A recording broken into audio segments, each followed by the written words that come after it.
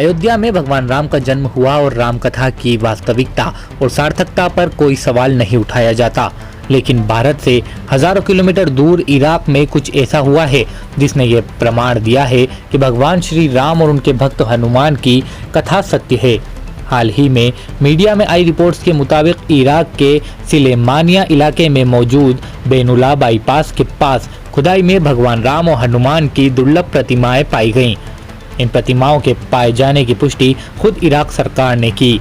भारत द्वारा इस मामले पर मांगी गई जानकारी के जवाब में इराक सरकार ने एक पत्र लिखकर इस बात की पुष्टि की। इतना ही नहीं, इराक सरकार के पुरातत्व विभाग का दावा है कि ये प्रतिमाएं करीब 6000 साल पुरानी हैं। प्रतिमाओं के मिलने के बाद भारत सरकार ने भी इन प्रतिमाओं से जुड़ी और जानकारी प्राप्त करने की इच्छा जाहिर की है। वहीं उत्तर प्रदेश के संस्कृति विभाग ने भी खासतौर पर अयोध्या शोध संस्थान ने इन प्रतिमाओं पर शोध करने की जरूरत बताई है।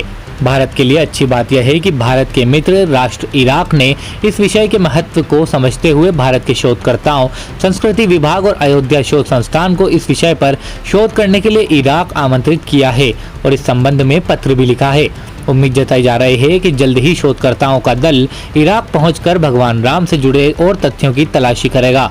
प्रतिमाओं के मिलने से भगवान राम का अस्तित्व और पुख्ता होता नजर आ रहा है। जाहिर तौर पर देश के लिए ये खुशी की बात है कि हमारी संस्कृति पूरी दुनिया में फैल रही है।